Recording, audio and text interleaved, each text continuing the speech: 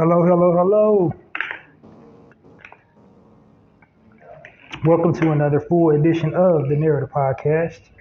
The Narrator Podcast is the home of original people, peace, reciprocity, and positive frames of reference, and I am your host, Halzie Allen. Welcome all my narrators. Welcome anybody new and unfamiliar with the platform. Welcome to you. If you're listening right now, you're officially a narrator. So, it is the weekend, Saturday. Another full edition of the Narrator Podcast. Welcome all my narrators.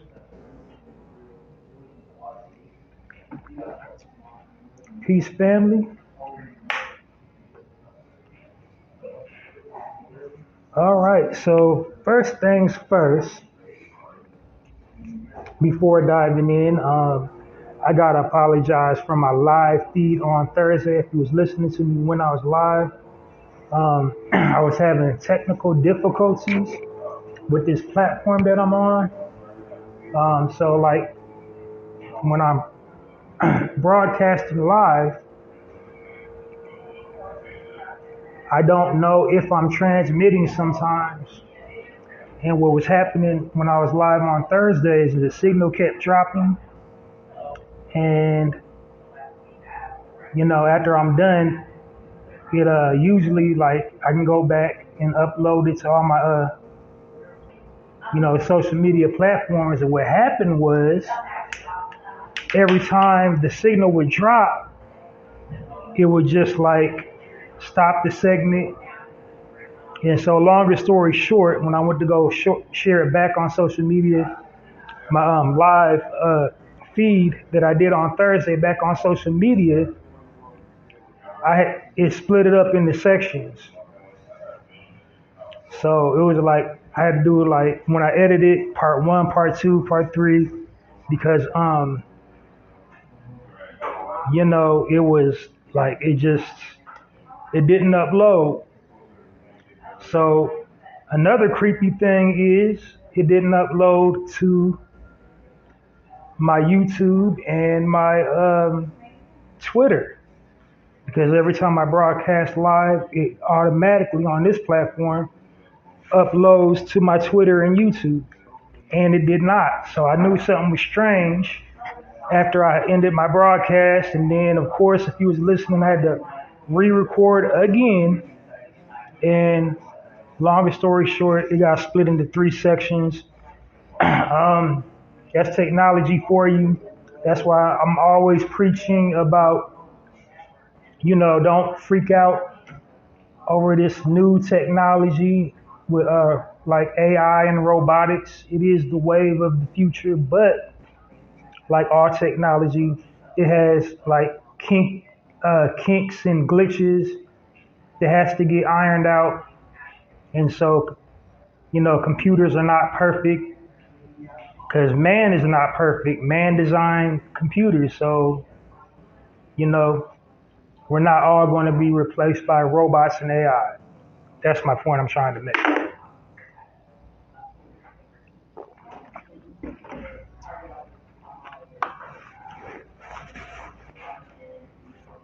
But anyway, I got a good show for you today here on the Narrative Podcast, full episode. I go live randomly through the weekday, and whatever day I got free available to upload a podcast episode during the weekday. But since I started this platform every single weekend without fail, and here we are this weekend without fail. on the Narrator podcast, and I got some good content for you. But before diving into the content, I have to give my new listeners, people that are not familiar with me or my platform, a brief overview of um, my platform, my content, my objectives, and what this platform is all about. So let's start at the very top, Tippy. The Narrator podcast, the name, the narrative. So I named my podcast the Narrative Podcast because the media weaves a false narrative about original people and original culture. So what I want to do is wanted to design a platform where I'm dispelling, all these negative stereotypes and stigmas that the media propagates about my people and my culture. So thus the Narrative Podcast was born. And I think that's a perfect segue for my tagline, the Narrative Podcast, changing the narrative one episode at a time by destroying negative stereotypes about original people and original culture. How do I destroy the negative stereotypes? I provide positive frames of reference about original people and original culture. Just hang in there. I'm gonna get to the original people part in a sec. Just getting everything out the way before diving into the content. So the objective for the Narrative Podcast is basically to uplift and edify my people by delivering positive frames of reference about my people and my culture. So that's how I deal with, the media's take and perception on our people and our culture. Now, what this platform isn't designed to do, it's not saying we care what people outside of our culture think about us and how they view us and perceive us. We definitely don't care about that. It's just this is more like setting the record straight. This is me saying, if you're going to tell our story, tell it correctly. Tell it from the perspective of who we are, our true essence and our true nature, which is kings and queens, gods and goddesses of this planet, of the universe, as a matter of fact. So my ultimate takeaway, I want people to gain from my content, if nothing else, is how important it is to utilize your platforms to share positive content about your people and your culture. See, like I said, the media already intentionally misrepresents us as a people.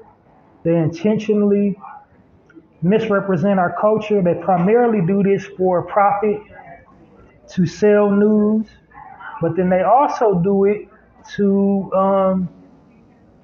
for power, to help sustain themselves, to help sustain the higher echelon or the dominant society, aka Caucasian people. They do this by, making themselves appear superior by reporting on everybody outside of their culture, making them look like, they're inferior to them as a people.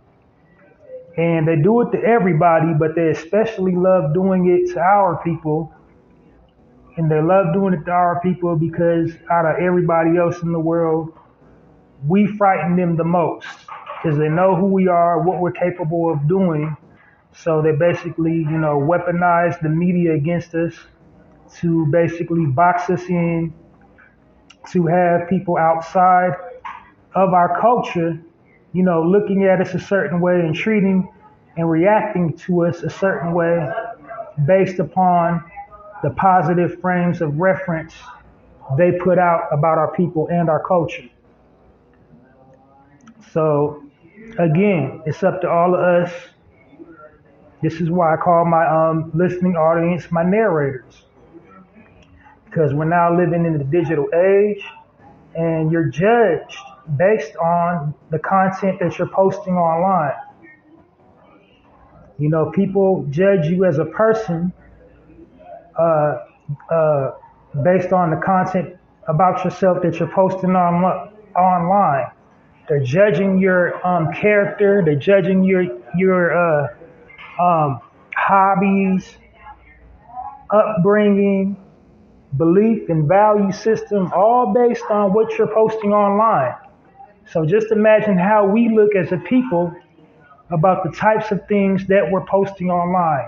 We're playing into all these negative stereotypes and stigmas that they place over us. We're playing into gang culture. We're playing into gun culture. We're playing into, pimp culture, whore culture, thought culture, F-boy culture, drug culture, just lewd misconduct, buffoonery, foolishness. We're playing into all that by the types of content that we're posting online on our platforms and our mediums.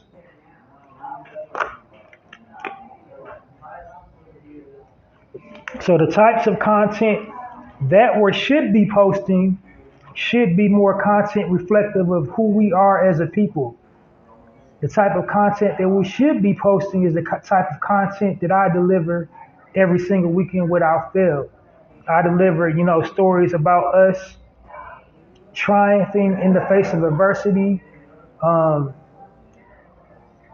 being leaders, us being entrepreneurs, us being problem solvers, us being providers, us being humanitarians, us being, pillars in our community, us taking care of each other, us respecting our elderly, us taking care of our children, us taking care of each other, being united instead, moving in unison. This is what we need to be posting and projecting about us. Because although the media is evil and wicked, without question, evil and wicked, and they definitely have an agenda, but the underlying fact remains the media is a business.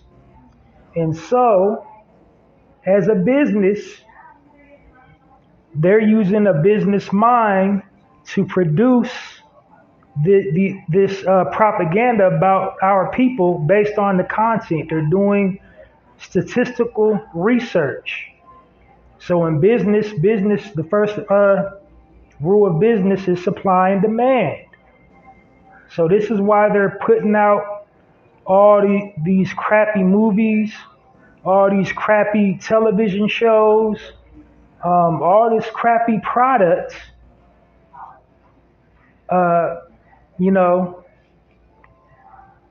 depicting our people in a negative light. Because they're taking their statistical research, they're looking at the things we're clicking on online and things we're posting, and they're creating content to accommodate what they feel and what they believe that we're interested in based on their statistical research about us. So longer story short, if we don't post negative content online, they won't, as business people, create negative content using our images and our likenesses in a negative way.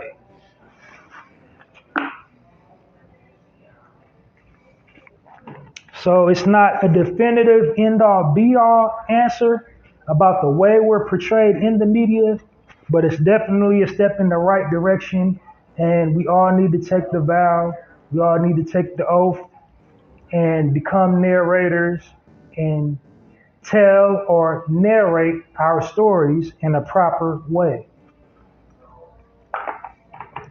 Some other misnomers about, my platform. I'm getting to the original part now. On my platform, I refer to our people as original people as opposed to black. And it's not because I'm ashamed of being black.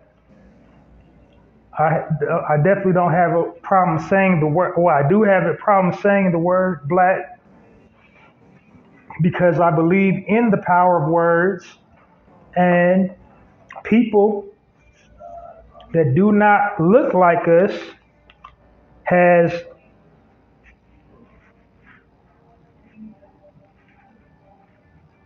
check one, check two. Okay, I'm still here. People that do not look like us, resemble us, has took and bastardized and colonized that word to mean something negative and associate all things negative with the word black, including our people. Because first of all, we're not a color. That's first and foremost. But you know how they got, this dictionary English language set up.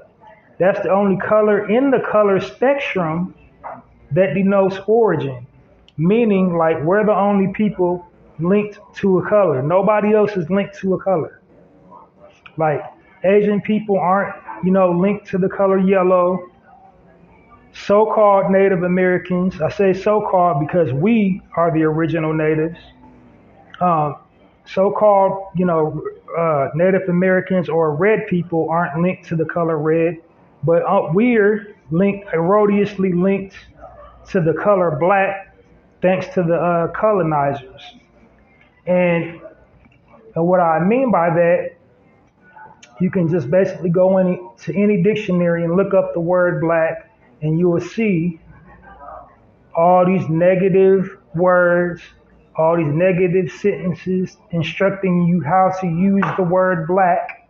But before you come to all that, it'll usually say something along the lines of, people with a dark pigment descending or originating from Africa, or, people, possessing a dark pigment originating or coming from Africa, and so on and so forth.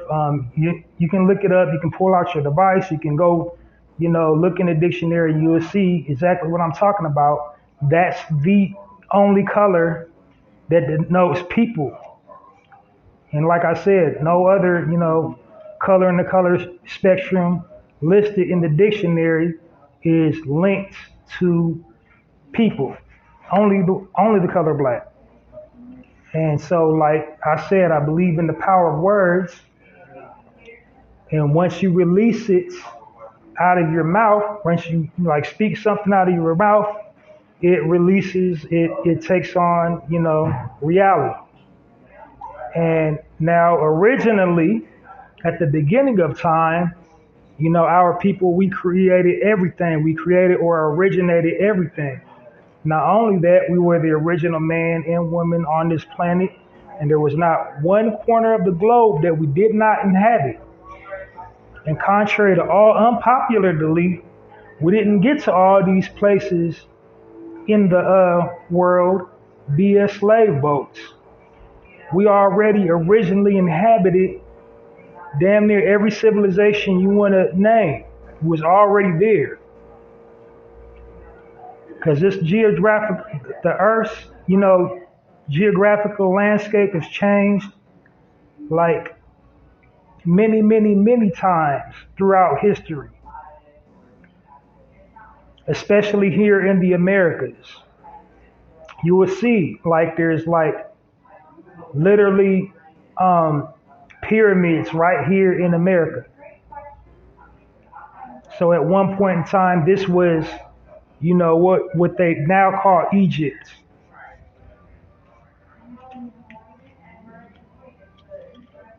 So we was the original everything before there was anything. We originated written language. We originated spoken language. We originated science, mathematics, astronomy, astrology, biology, chemistry, architecture, agriculture, horticulture, carpentry, masonry.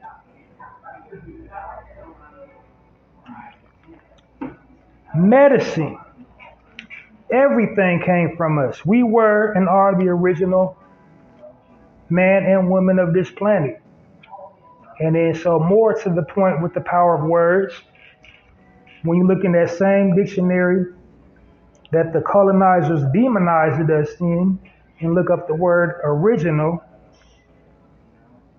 you will see nothing negative encompassing the word original. Original hints at the beginning of all things, and in many cases, original usually means the best. And not saying we're better or superior to anybody, but scientifically, actually, factually, we were definitely here first. And I think for that reason, original is a better description of us as a people than black. Not only that, original unifies us as a people because we got all kinds of things dividing us.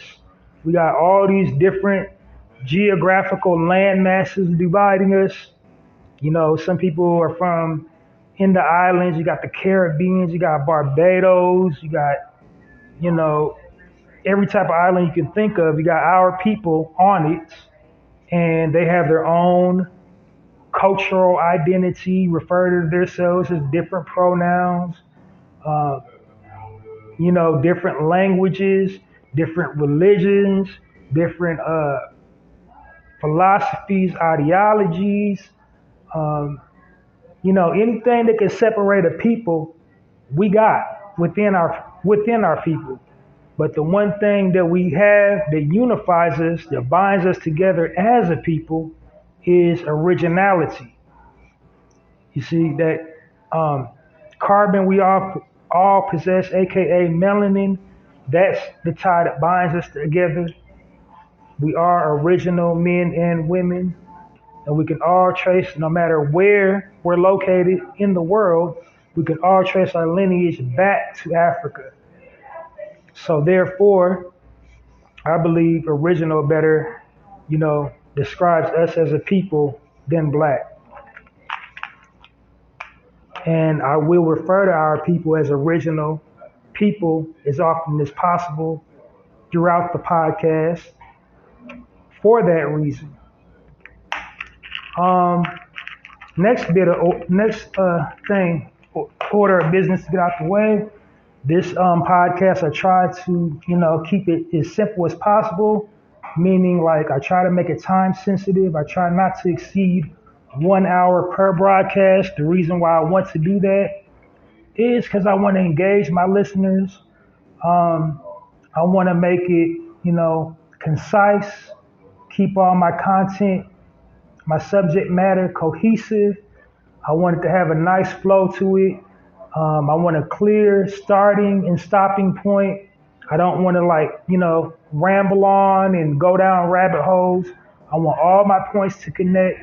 I want to engage, you know, everybody, all different types of audiences, regardless of, you know, what intellectual plane of thought you're on.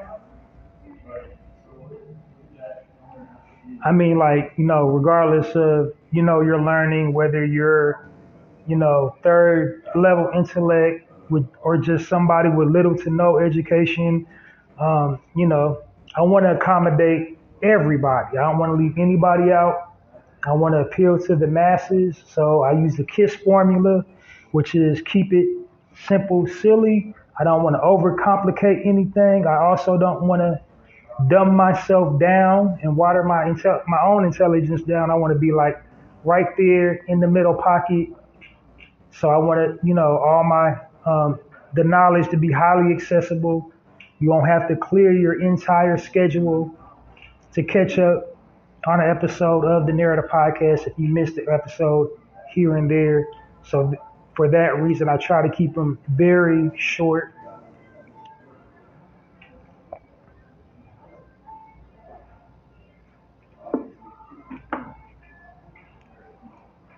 Because again, the ultimate takeaway I want you to get from this experience, of nothing else, is how important it is to share positive content about your people and about your culture online or whatever medium or platform that you occupy.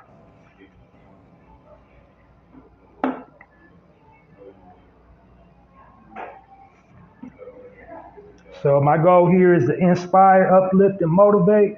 And I want all my listeners to utilize their platforms to inspire, motivate, and uplift as well. This is why, I call you guys my narrators. We have the power to change the narrative.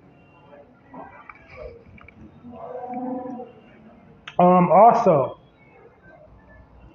my podcast on a full episode is broken up into sections. And each section, I try to time. I give each section speaking points. And, that's how I keep it, at the time limit. Try not to exceed 1 hour. And I think I hit all my marks. So here I go. I'm going to just dive right on into the content now. Now that you should have a gist of what you're about to listen to. So here we go. Going in, Halsey Allen, the Narrator podcast. Let's go. Section number 1. This section is called the promo section. And in this section, what I'm doing is I'm giving people, original people, that own and operate their own business, have their own product or service they would need or would like promoted, the opportunity to get it promoted on my platform. And the reason why I'm doing that is to do my part to help circulate the original people dollar within the original people community. While our people are due reparations,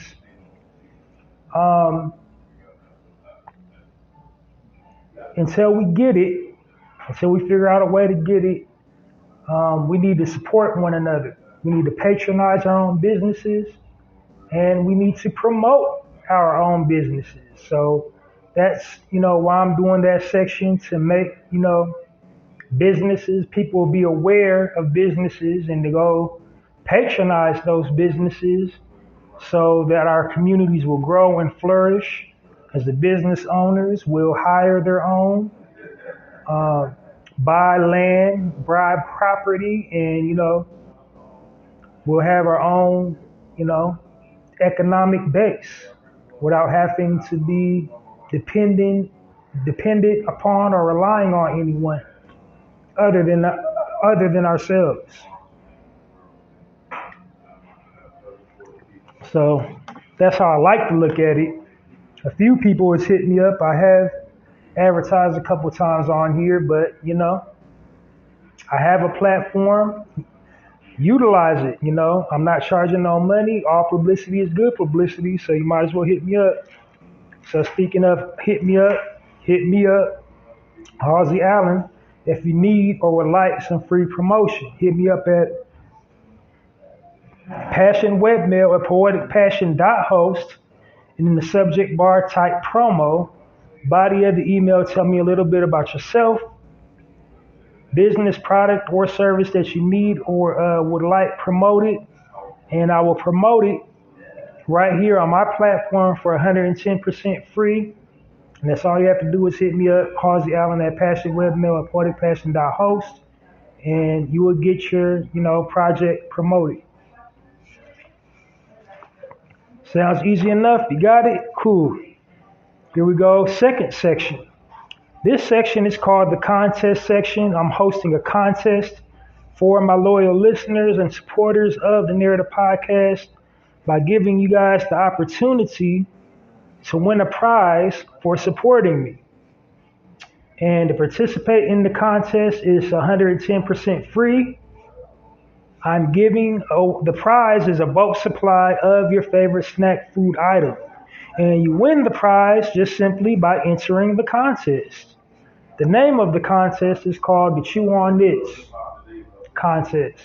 Call it the Chew On This because I'm giving, this is something to make you think. So it's like a double entendre, play on words or whatever, something to make you think or chew on.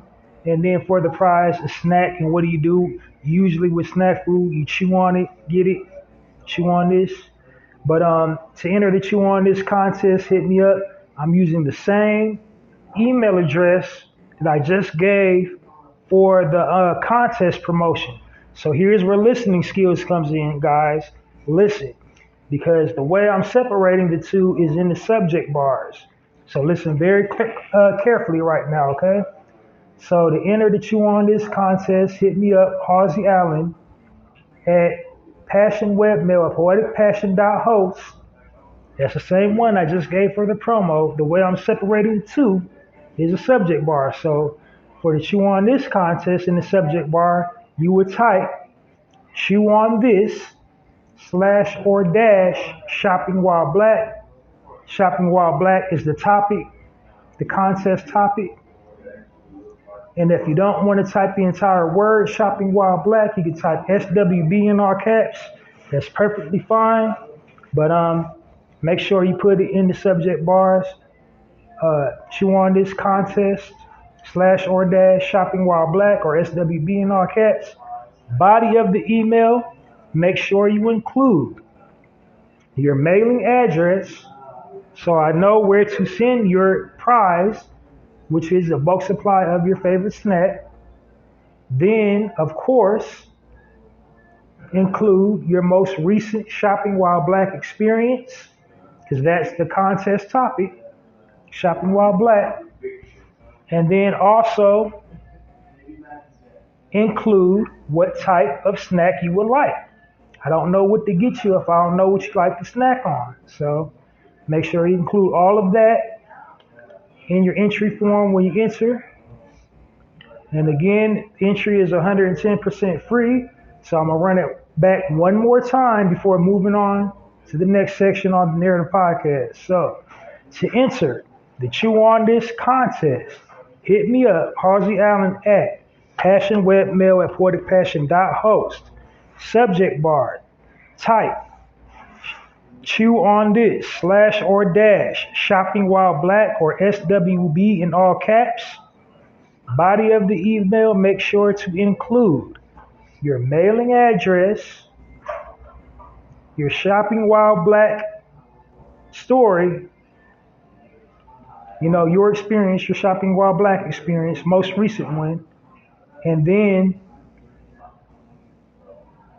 include what type of snack food item that you would like as a prize so I can send it to you.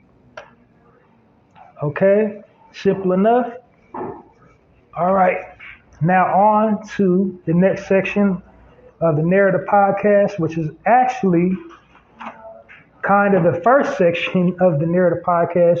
Those other two was just the warm-ups. Here's the actual meat, the content of the Narrator podcast. This section is called the highlight section. And in this section, what I'm doing is I'm highlighting businesses owned and operated by original men and original women. And the reason why I'm doing that is for the same reason why I'm promoting the businesses, to, do my part to help bring awareness to businesses owned and operated by original people, to get people to patronize businesses owned and operated by original people. Then also, I'm giving the positive frame of reference, because that's what I do here on Narrative Podcast. I provide positive frames of reference about our people and our culture. I'm providing the positive frame of reference about entrepreneurialism. That's what this entire section is focused to and dedicated to, showcasing and highlighting entrepreneurs. We don't get many positive frames of reference about entrepreneurs. The very few reality-based television shows that we have about entrepreneurs are tainted with dysfunction and toxicity. And they do that for ratings, to get people to tune in for the ratings. But when they do that, it takes away from the overall message. And the overall message is, people coming from the bottom, organizing a team and conducting themselves in a upright manner. They don't want to see any, they don't want to circulate any images of us living and conducting ourselves in an upright manner. And if you watch these reality-based television shows, with us, you will see that's all they focusing on is the toxicity. They focusing on us doing drugs on camera, overindulging in alcohol, fighting each other, cursing each other out, conducting ourselves like nobody attempted to try to raise us, like having no regard for ourselves and people around us. Those are the types of images about us that they project and personify on these reality-based television shows. So on my platform, I'm an audio platform first and foremost, so I don't, you won't encounter such problems. And what I'm doing is I'm taking the story of an entrepreneur and, walking you through their journey on how they became an entrepreneur, like how they came up with their idea, how they came up with their product. And these are stories about people, just normal people, 9-to-5ers in our community, overcoming their situations, overcoming their circumstances and surroundings, and lifting themselves up and being examples to their families and being examples to the community about doing for self. And those are the stories that, I highlight and display here on the Narrator podcast. Some other criterias in which, I highlight businesses include so first and foremost, they have to hire their own. Many of them are family owned and operated establishments. So then I'm giving you the positive frame of reference about generational wealth when I cover, stories about that, family owned and operated businesses. And then they all do some type of community outreach. They give back to the community. They either, have their own nonprofit organization, or they pay into one, or sponsor something, or just their story is uplifting and motivational enough to inspire, anybody that listens to it. And so again, what I'm trying to do in this section is trying to put out the positive frame of references. I'm trying to also get you to put you up on game, making you aware of a new business to go out, support, and patronize, and tell their story from a positive, through a positive lens. So no toxicity, no denigrating, no dragging each other through the mud, just pure positivity. Stories about, us overcoming adversity and being leaders in our community and being leaders in our family. That's what the highlight section is all about. The last section is, all the section businesses that I highlight in the highlight section. Play up, or all the businesses I highlight in the highlight section, they align up with my theme, and my current theme is the season of summer. So now that you know what the highlight section is all about, with no other further ado, here I go, Halsey Allen, diving in the highlight section here on the Narrator podcast with my very first business that I will be highlighting. So as I said, all the businesses that I'll be highlighting today on the highlight section are reflective of the season of summer. And so keeping that in mind, I really kind of didn't know what to, I didn't know what type of business to highlight because we do a lot of stuff in the summertime. But unfortunately, we do a lot of eating in the summertime. So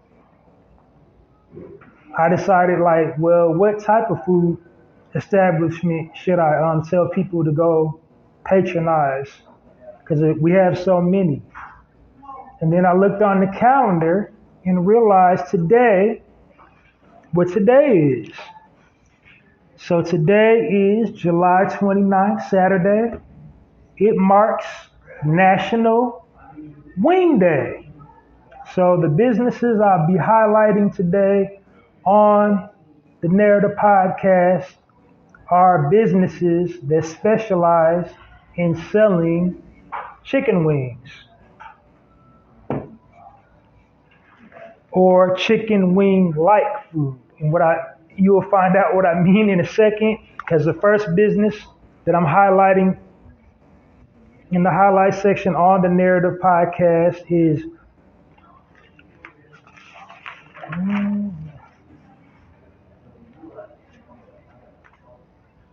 vegan wings. And it's vegan and it's wings, like, like it's ebonics, like not wings, it's wings. Wangz.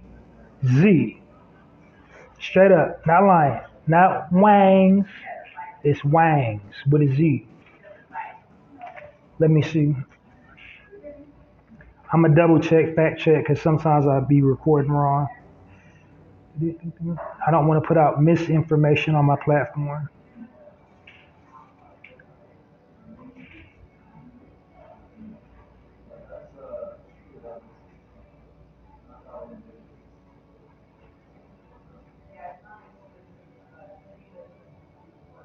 Yep, it's vegan wings. Their home base is Atlanta, Georgia, of course. Atlanta is like the food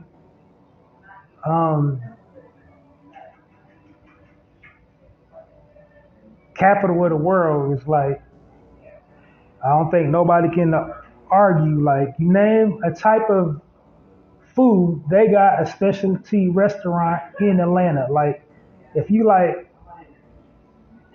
coca or bologna cheese sandwich, they got a restaurant in Atlanta that serves nothing but bologna and cheese. Like, seriously, they got restaurants to accommodate whatever culinary taste you have.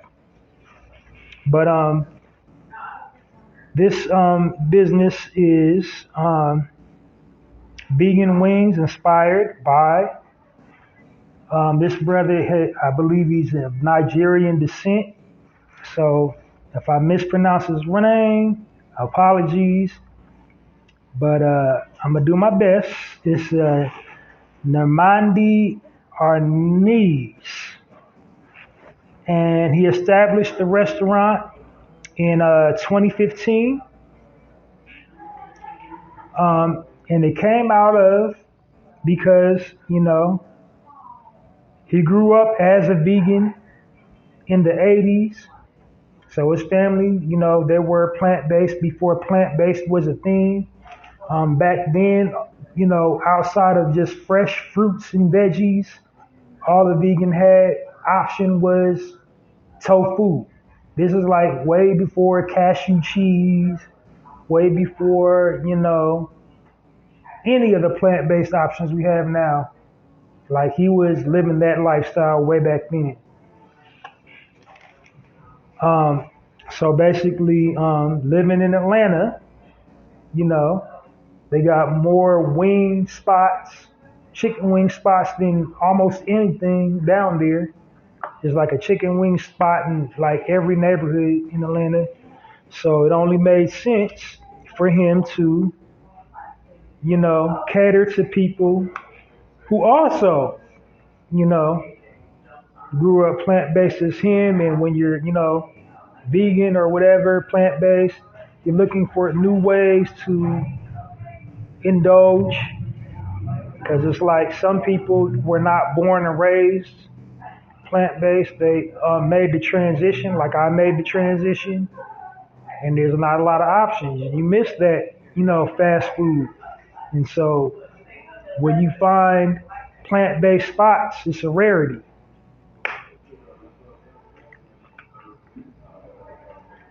But anyway, his wing spot specializes in plant-based wings. He designed his own formula.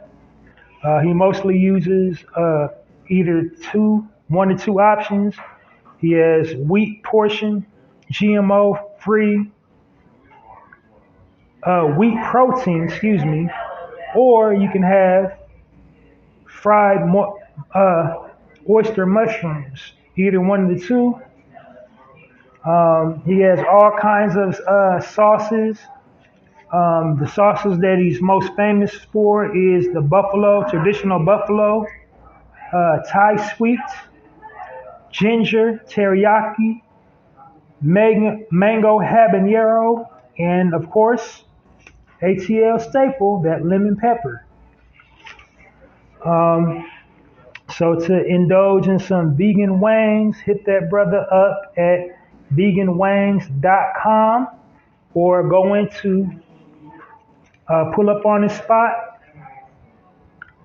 at 1038 White, Southwest Atlanta, Georgia, 30310, telephone number 404-207-4031. And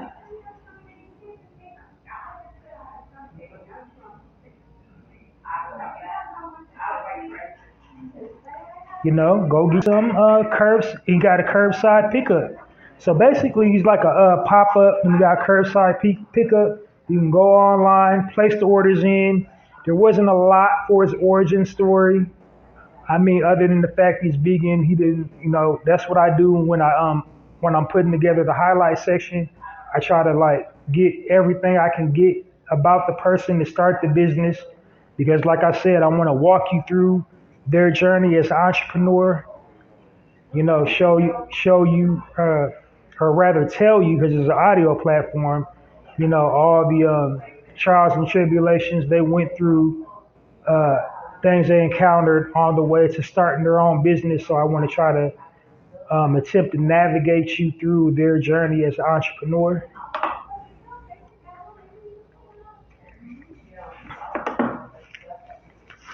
But so he established it last year. So he's been in business for about a year now.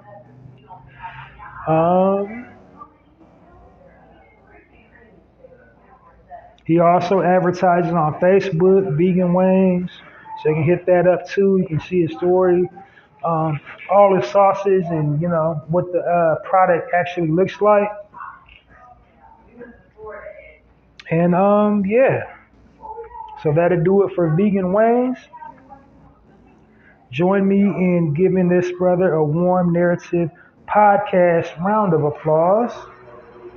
Vegan Wings, Atlanta, Georgia.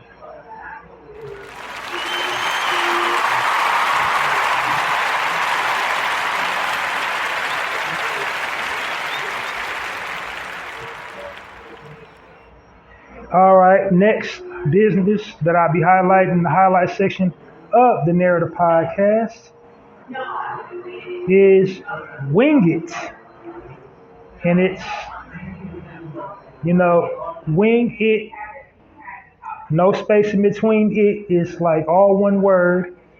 And the I and the T are capitalized for some odd reason. So when you go online, make sure the I and the T are capitalized in Wing It. So they established it in 2014, and this comes to you from two brothers that collaborated together. Very interesting story. Daryl Smith and Bernardo. I think that's his name. Yeah, Bernardo Baxter. And to place an online order, you would go to orderwingit.com, and then you'll kind of see their story. So basically, Daryl was attending the Southern University in 2011, and he had a food truck called Wing Express 2012, with kind of like just 6 months after Daryl started his. Bernardo opened his. His food truck was called Countdown Wings. So there was kind of a quiet competition between the two. There wasn't like directly, openly competing against competing against one another, but you know, they both had wings. They both were selling wings.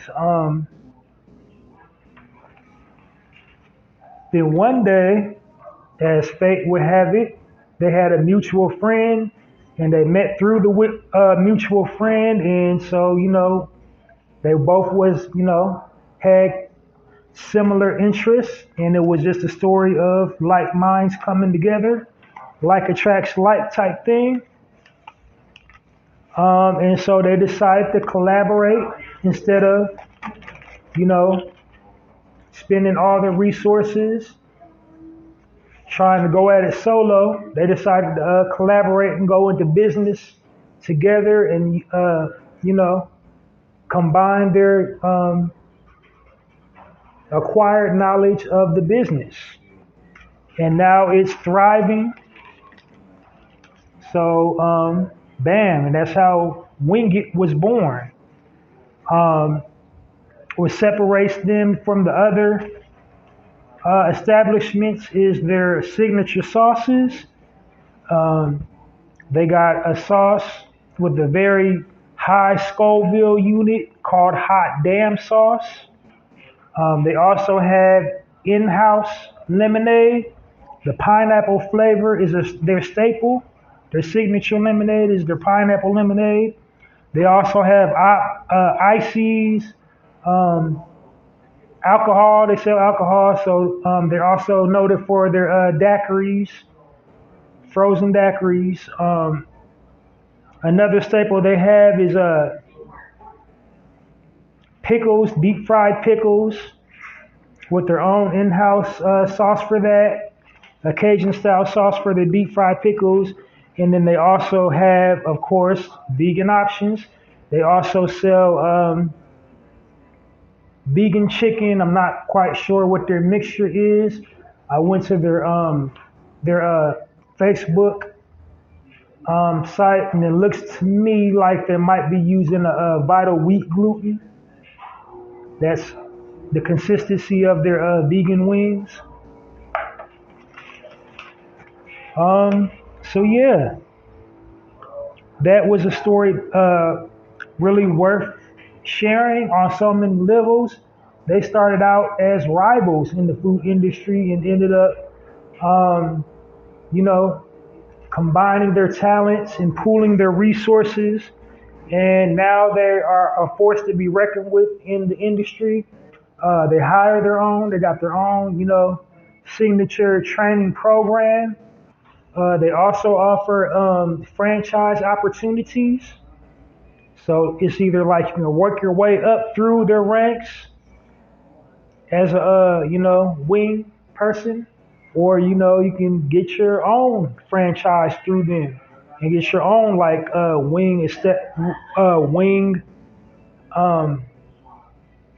Wang's, what is it called? Wing It franchise. But yeah, definitely go support that. Join me with the Warm Narrative Podcast round of applause for Brother Daryl and Brother Bernardo. I think I'm saying his name wrong. I don't know why sometimes. Yeah, Bernardo at Wing It.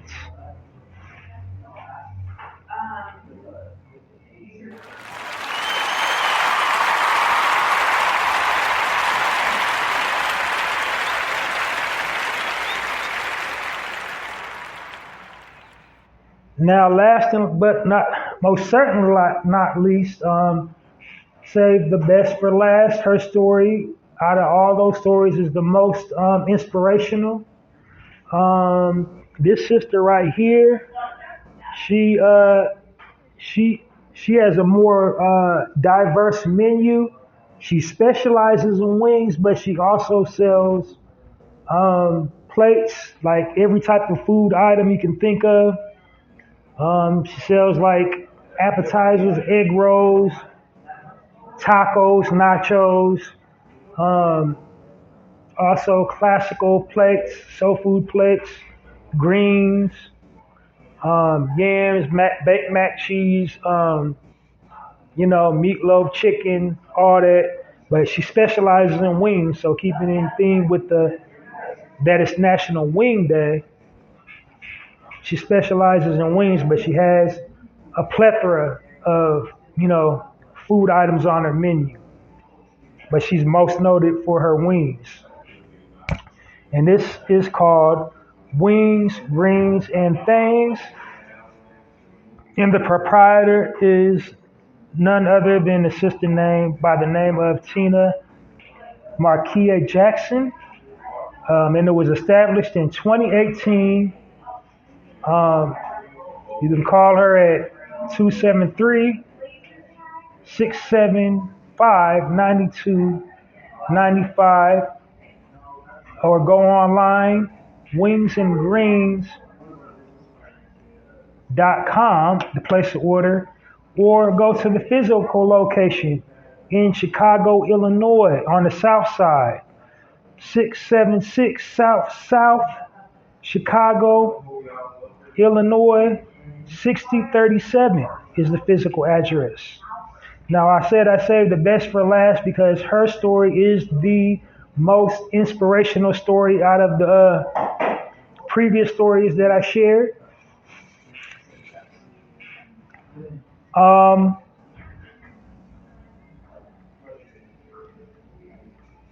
Her name is excuse me, I already told you her name. Lost my place in my notes. I'm sorry. So basically, she got her start. Unfortunately, she was, before she opened her business, she was convicted of selling drugs. She was one of the biggest drug dealers on the south side of Chicago. She was making anywhere from like close to five figures a week. And then she got caught up and did 17 years behind bars. She was also a member of the street organization, the Gangster Disciples. And yes, I call it the street organization, not a gang, because many of these quote unquote gangs in our community were originally organizations. So you got Gangster Disciples in that region, you got Gangster Disciples, you have Black Gangster Disciples, you have Almighty Vice Lords, you have, Four Corner Hustlers, Cobras, Mickey Cobras, Travelers, Stones. It's a whole lot of, street organizations in Chicago. But, this young lady was, involved in that particular street organization.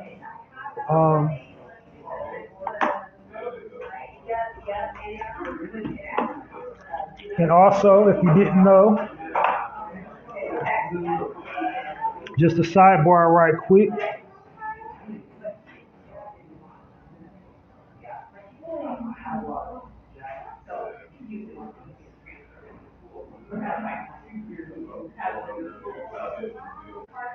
Yeah, so like just in case you didn't know, the Bloods and Crips in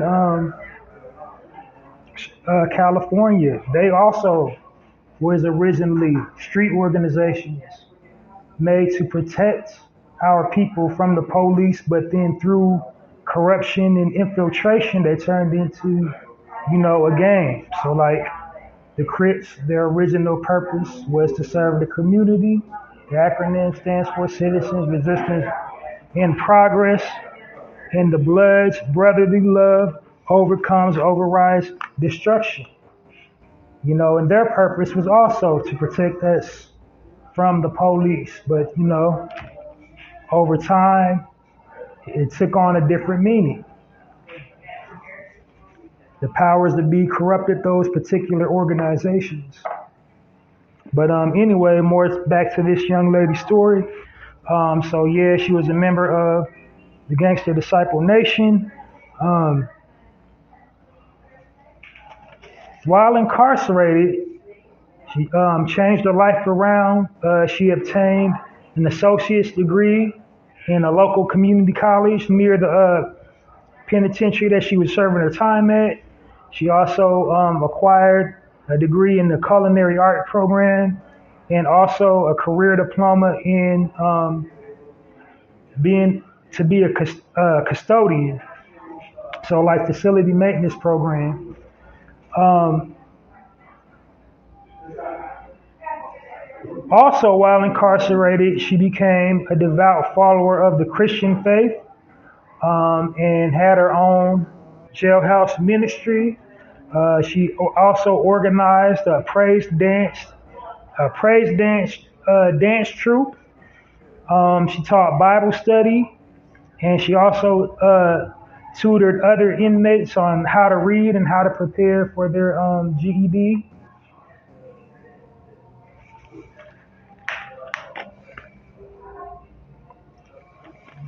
And then after she got released from prison, um, she got work at the Firestone Tire Factory, and she worked there for a couple years. And then after the Firestone, she got employed at AutoZone, and from AutoZone, while she was working at AutoZone, she was also going to school, working on her bachelor's in business, and she came up with the restaurant just out of a project that they was doing in her, business class. They had to come up with a project. They had to write a business plan and the whole nine, and come up, with the demographic target audience, and basically like the class project was like a mini version of Shark Tank. So she basically had to pitch a business idea to the professor, and her idea was wings, greens, and things. And so, with the encouragement of her youngest daughter and a few people, she decided to turn her class project into a full-on reality. Because, like I said, she acquired culinary skills while incarcerated. And just sidebar, some of the best chefs in the world have once did a bid because they learn how to cook in jail. You get all kinds of inventive in there. And then also, like, if you get assigned to the kitchen, they pick up a lot, of culinary skills, learning how to cook in large batches and being proficient in, dining room service that way. But yeah, so she basically started her own business based on, just a classroom project. And the opportunity later arose, a business, her current business now was just a vacant building. She seized the opportunity to rent, where her business is right now, and thus Wings, Greens, and Things is born. And like I said, the thing that separates her from, her competition, she has a diverse menu. So while she's most noted for her wings, she also has like a whole eclectic menu. So she got something to satisfy different tastes, because you can get burnt out on one type of food. So she got whatever your taste buds is, she probably got you. It's Chicago, so she probably got some staples. I'm guessing she got a Italian beef on her menu. She got tacos. She got egg rolls. She got like jerk, whatever on the menu, all kinds of stuff. But out of all the stuff she got on her menu, her wings is probably the most like popular item. So she got all kinds of wing platters. Um, and another thing about her is like a proceed of all her profits go to her ministry. She is in ministry. She has her own ministry, and she goes around administering and witnessing the Christian faith, telling her story to her ministries. Like it's never too late, and she had a inspirational, motivational story. No matter where life took you or is taking you currently, that doesn't have to be it for you. You can always turn yourself around. And unfortunately, she had to get incarcerated before she finally got the wake up call to turn her life around. Because had she not, with the figures that she was clocking in the streets as a drug dealer, had she not turned her life around, we all seen that movie. We know what would have happened if she, didn't, get forced to do a bid. She probably would have been ended up another statistic on the streets and probably would have robbed her and killed her, or she probably would have been ended up addicted to the very same drug that she's selling. It happens. It happens rarely, but it does happen.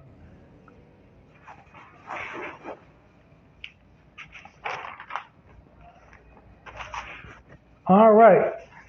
So that'll do it for the highlight section of the Narrator podcast. On to my next section. This section is called the Spotlight section. In this section, what I'm doing is I'm spotlighting prominent figures within our community, people primarily in the entertainment industry, possessing a public platform, has some type of polarizing public presence, representing us, through their platform. We're as a people, people view us through whatever platform they occupy. So some more qualifying characteristics, that I select spotlight members. Like I said, they're usually in the entertainment industry. So like types of people I usually spotlight are like actors, actresses, recording artists, public figures, public speakers, writers, producers, uh, you know, uh, athletes, um,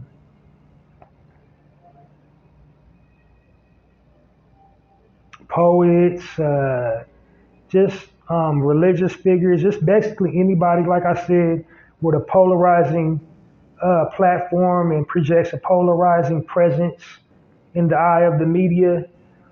People representing us positively, being a good visual representation of us. Also, the types of people I highlight in the highlight section, they give back to the community. They use their platforms to give back, to provide opportunities, speak unapologetically on our plight, especially here in America. Uh, those are the type of people that I highlight in the highlight section. And not for nothing, your brother started the way for spotlighting. Because before Halsey Allen, added a spotlight section to my podcast, the Narrator podcast, nobody was spotlighting anybody.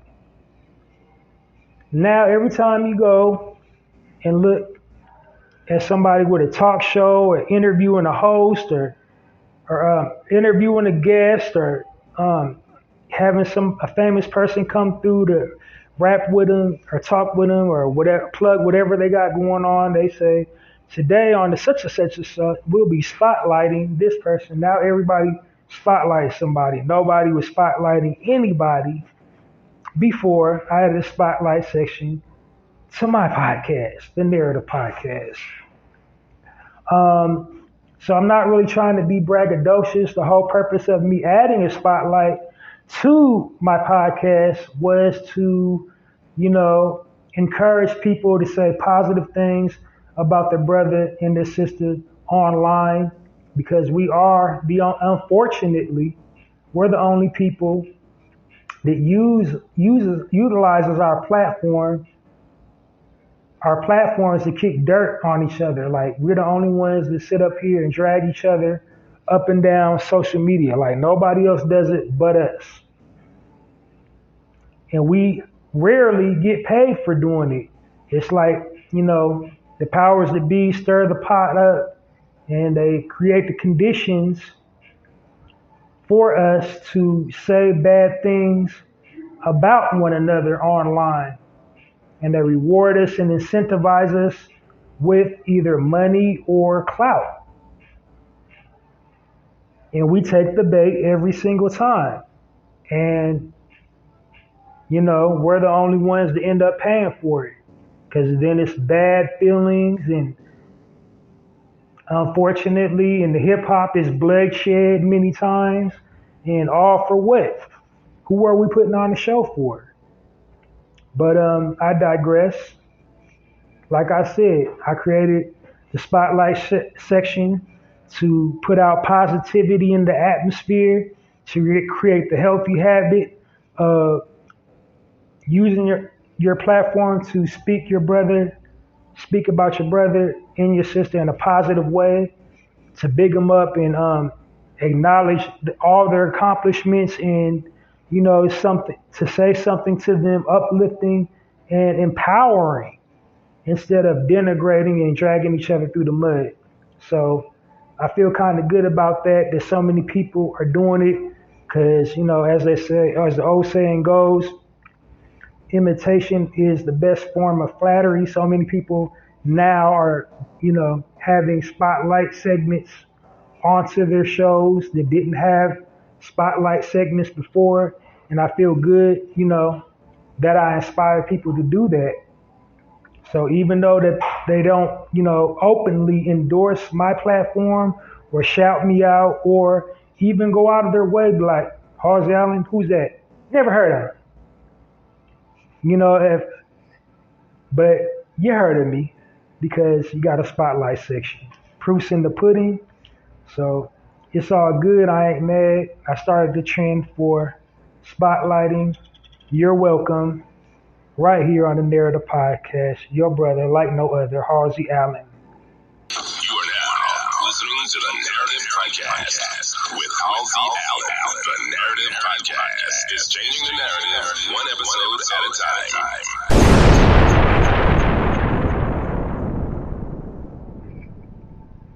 In the real way. All right. So now, with no further ado, now that you know what the spotlight section is all about, diving right into the spotlight section here on the Narrator Podcast. So today, occupying the spotlight section on the Narrator Podcast is none other than the granddaughter of the most illustrious. So now right here on the spotlight section on the Narrator Podcast, none other than the granddaughter of one of our most influential, most illustrious civil rights leaders of all time, the granddaughter of the Reverend Dr. Martin Luther King. And so today's spotlight is on Yolanda Renee King. Her mother is, of course, Yolanda King. She's Renee. I don't know where the middle Renee, who in her family is named Renee, but she's definitely named after her mother. I just recently, if you can get through it, because like I said, I covered her mother, something she did on my live edition of the Narrator podcast on Thursday, but somehow it got got divvied up into sections. And but anyway, so her grandmother had or her mother, excuse me, just recently opened a bank in Utah. So, but she's carrying on her grandfather's legacy, doing him proud, being a keynote speaker on so many, you know, speaking events.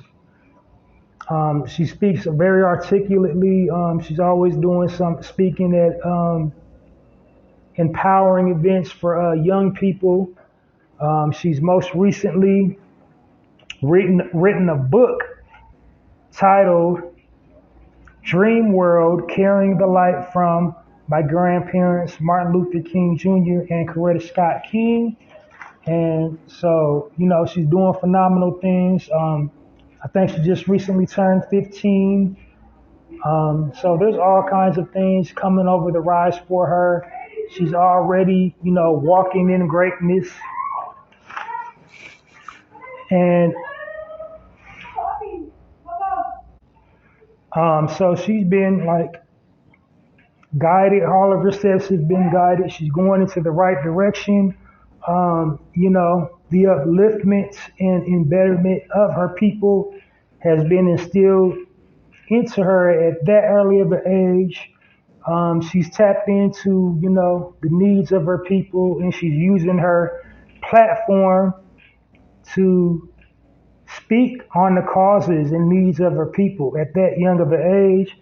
At that young of an age, they got so many distractions.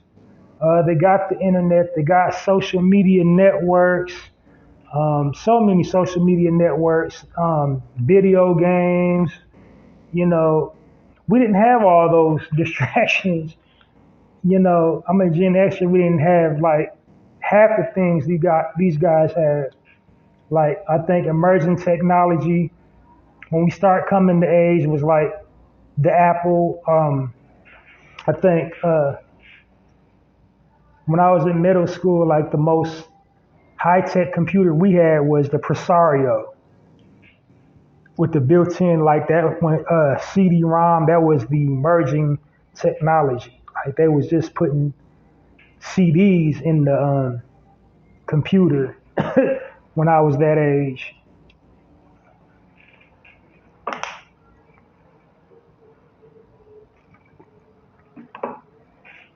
But we had to dial out that.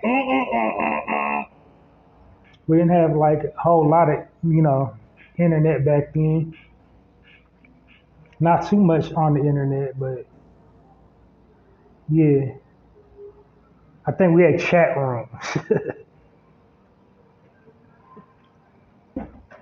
Chat rooms and instant messenger.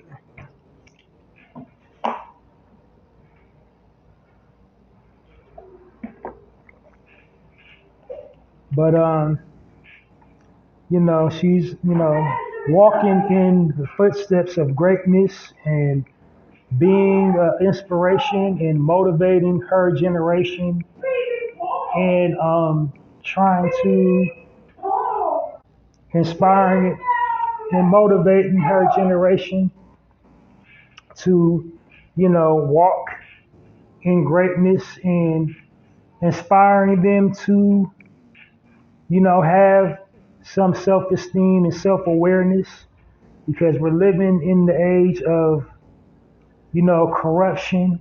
We got so many entities corrupting our youth and getting them to, you know, see themselves a certain way. And her being a young lady, she got that, you know, temptation of being corrupted, because we're living in the Instagram model age. You know, so many of our young ladies is being corrupted by these false images of what they perceive beauty to be.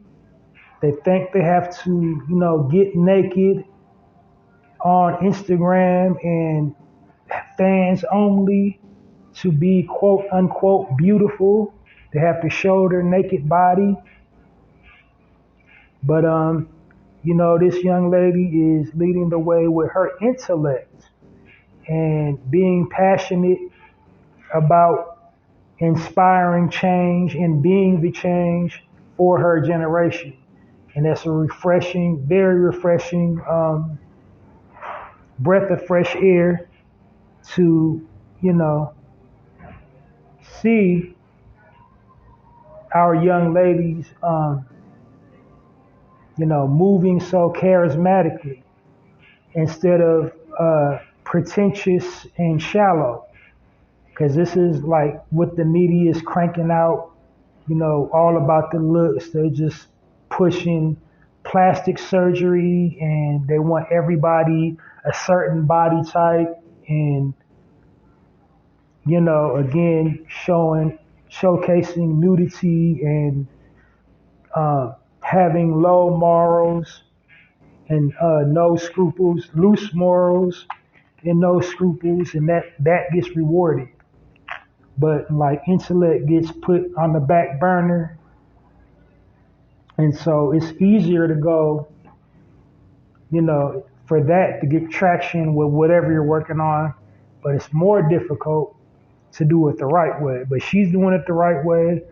Her grandfather and her grandmother is definitely guiding her steps. She's using her platforms in a wise way, and just being the voice for her generation and being a beacon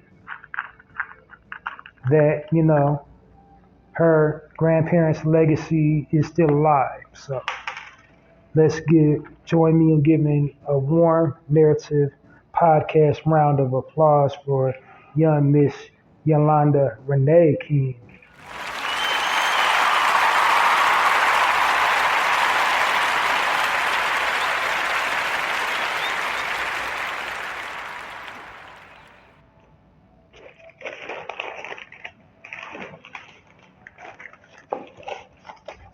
All right. Next on the Narrator podcast is the health and wellness section. And in this section is self-explanatory. I'm speaking about health and wellness for my people, original people. And the reason why I'm feeling like, we need some health and wellness tips is because out of all the people on the planet, our people are the most targeted and most attacked. Our health is at the biggest risk as opposed to any other group in the world. They're putting things in our food, putting things in our water, putting things in our air that's dramatically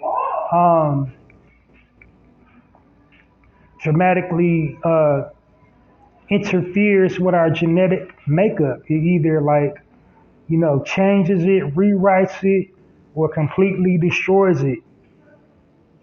And it's intentionally done.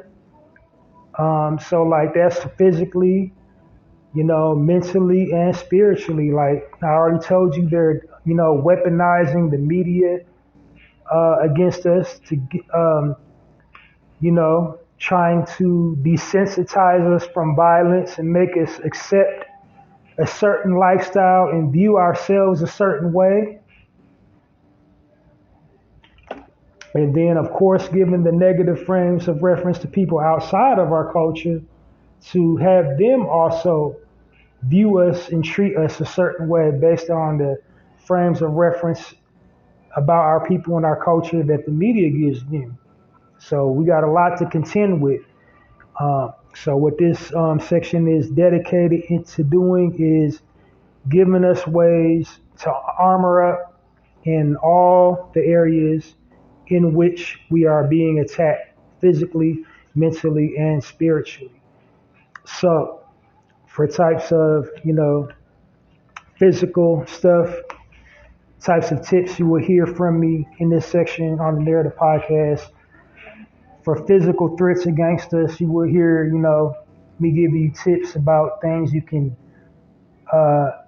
ingest, eat, or apply topically to improve your overall health. So such as the health benefits of a fruit, a vegetable, a plant, a herb, an extract, or an elixir to improve your health by eating it or applying it topically to your skin,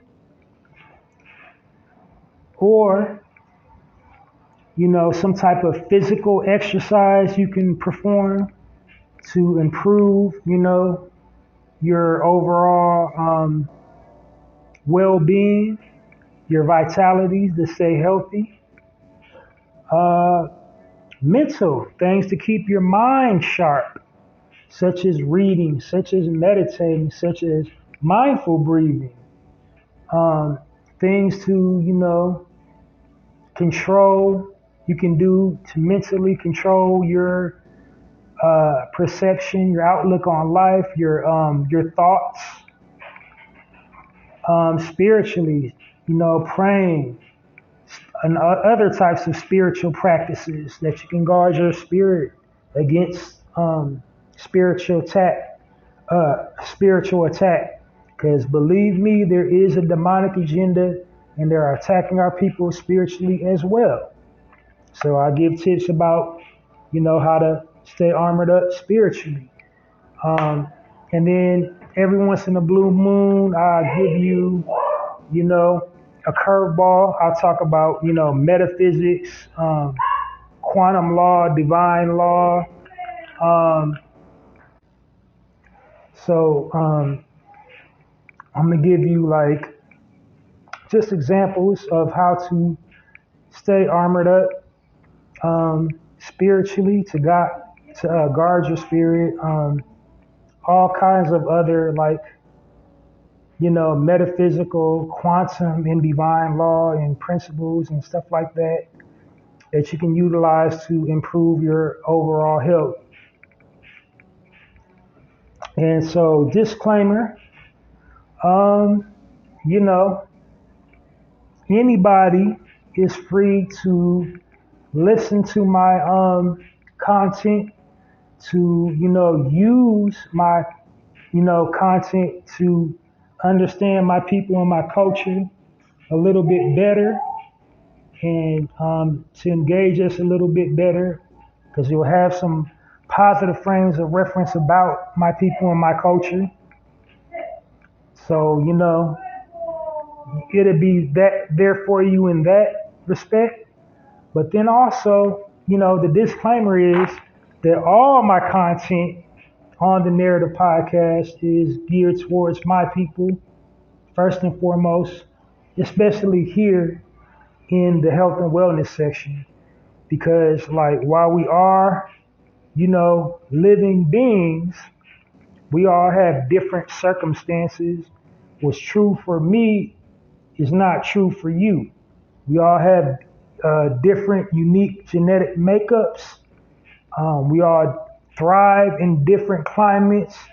We all have different dietetic needs culturally. Certain people can't handle a spice level, don't have a spice palate, not good with spice. Some people are very good with starch, while other people, like my people, we're not good with starch.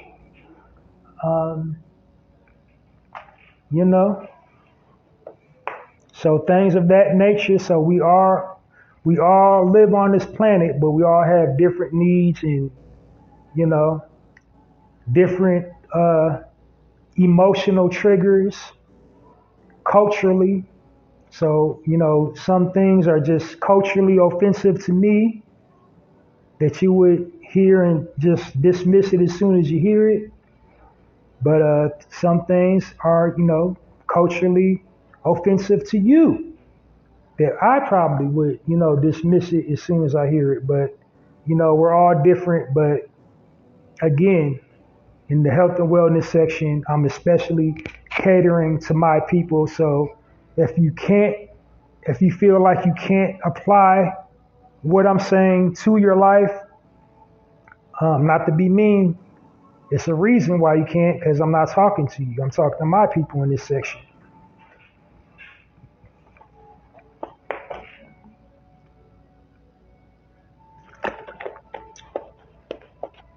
So, having said all that, today's health and wellness tip, I haven't done this one in a while. This is more on the spiritual side of it. And this practice is called, it's really just a new a buzz phrase floating around about this practice. Ain't nothing new under the sun, but the new terminology that's kind of new surrounding this topic. So today's health and wellness tip is the importance of shadow work. So what is shadow work? Shadow work basically is just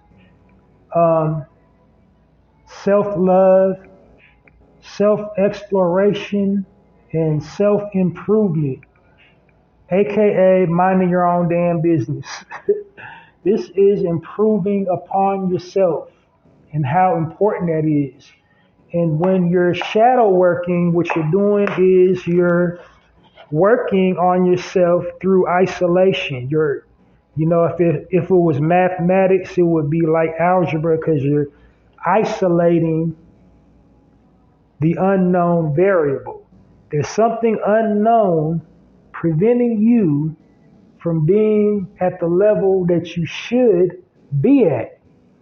So what you're doing is you're isolating yourself, the unknown variable, because you got all these other distractions and you can't pinpoint, where you're going wrong at. So you got to remove yourself and do some shadow work. And then when you're shadow working, you're working through past trauma, repressed anger issues, abandonment issues, emotional triggers, what triggers your emotions, happy, sad, angry, what triggers your anxiety, what triggers your depression. You're identifying, you're discovering and identifying things about yourself. So shadow working is basically just mastering yourself, studying yourself, mastering yourself. Because once you master yourself, you can master anything in life. And that's essentially what shadow working is just, you're working on yourself. And it's essential to do that. And I think a lot of people are afraid to do the shadow work because they have to, detach and give things up that they normally would hold on to. So when you're shadow working, sometimes you'll lose friends. When you're shadow working, sometimes you will lose blood relatives, acquaintances. You gotta fall back from a lot of stuff that you're used to being around, certain elements that you was used to being around, because when you're shadow working, you're changing your mindset, you're changing your speech pattern, you're changing your behaviors, because you're finding out what behaviors is toxic and not working for you when you're shadow working. It's like, okay, I have to stop doing this, because when I do this, I'm not getting any results. This is hurtful to me. This is hurtful to me. So I got to stop doing this. I got to stop doing that. I got to stop hanging out with this circle. I got to stop talking about this type of conversation in my ear, in my presence. And you're going to hurt a whole lot of people's feelings when you're shadow working, because they're not going to understand the journey. They're going to take it personal. They're going to be like, oh, he or she don't like me. And, they done switched up on me and out of nowhere. And it ain't even about them. It's about you. So shadow work is necessary to walk into your destiny. Like, we all got a destiny. We all got a purpose. And we have to do some shadow work to fully walk in to our purpose. So health and wellness tip of the day is shadow work. So work on yourself, do the shadow work. It will pay off in the long run. You'll be liberated from so many things. You can just, have a different mindset and a different outlook on life and things that happen to you. Because it's not really what happens to you is the stumbling block. Like people, they often when they trip and stumble in life, it's because, oh, this happened, is that happened. It ain't what happened to you. It's the way you react to what's happening to you. And that's the whole nature of shadow working, to learn how to accept, random things that you have no control over in life when it happens to you. So when you're doing the shadow work, you can just maneuver and weave around all that. Because also when you're doing shadow work, you're working on your spirituality. As you know, this is a physical plane, and then you got a spiritual plane. And when you're doing shadow work, you can autonomously move in between both planes. And learn how to do that, and learn how to exist and thrive in both universes.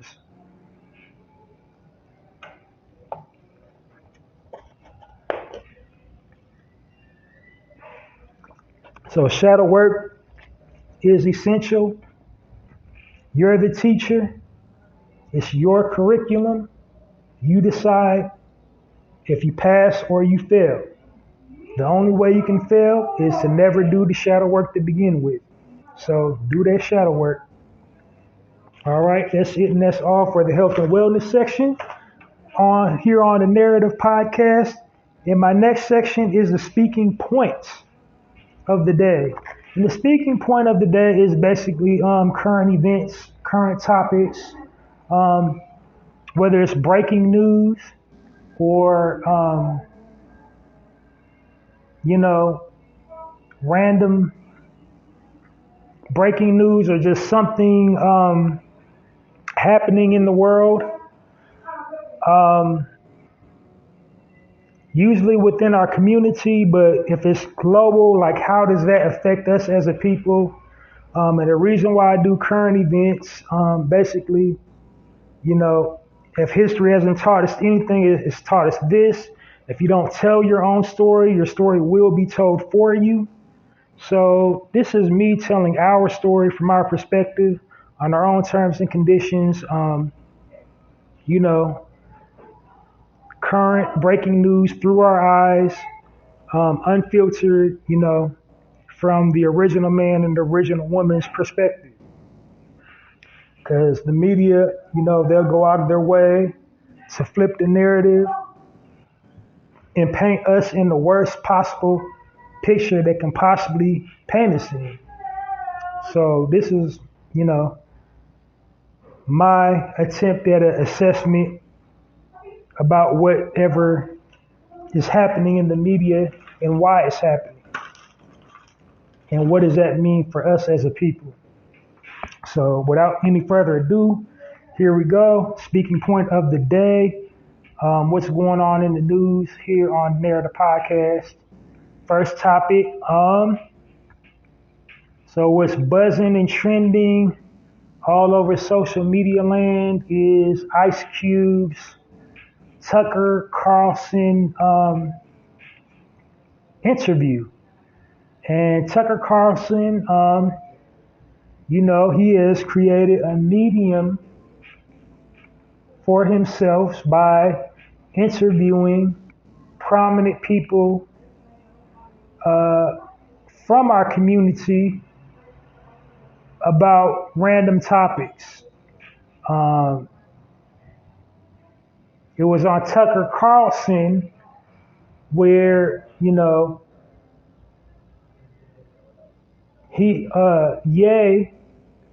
formerly Kanye, Ye, he likes to refer to himself as Ye now, kind of got to put proper context behind his, his whole, J-word community, tiny hat community speech that he gave a while ago, putting that into proper context. on the Tucker Carlson show, and Tucker Carlson has become a medium for our people to go on to speak about, random topics, politically and socioeconomically that is reflective of our people. And so basically, like, he has like most journalists, he's most famous for his loaded questions, loaded and leading questions at that. And it sparked some controversy within our community. It has split our community in half. Some people said, Ice Cube, he did nothing wrong. He's for the people. They're defending Ice Cube. And then you got a whole lot of us that are not supportive of what he said in the Tucker Carlson interview. I myself have not seen the interview in its entirety, but even if I did, I wouldn't take it as the gospel for the simple fact I know who the enemy is. And I know all the tricks of the enemy and how divisive that the enemy is and how unscrupulous the enemy works against my people. And so make no mistake, Tucker Carlson is the enemy, just so we're clear.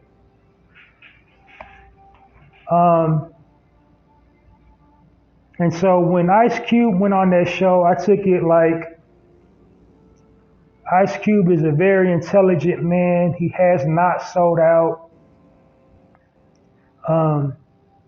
You got to know a person's track record before you get online and talk about them. Because first and foremost, Ice Cube is a CEO, a COO, an entrepreneur. He's paved the way for so many people, giving them the opportunity to skyrocket. He's done, one monumental thing after one monumental thing after another. He gave us the Friday franchise. He gave us Are We There Yet franchise. He gave us, films in between. And give I forget the title, the Sunday movie with him and what's that guy? Tracy Morgan. What was that movie? But barbershop franchise. He gave us that. So many other stuff. Janky, like he's like, what I'm saying? He's like just definitively for our people. Period. He's provided so many opportunities to let stars be stars. He did hip hop, Squares, Big Three, and he's going to keep on building and keep on building and keep on building without the assistance of,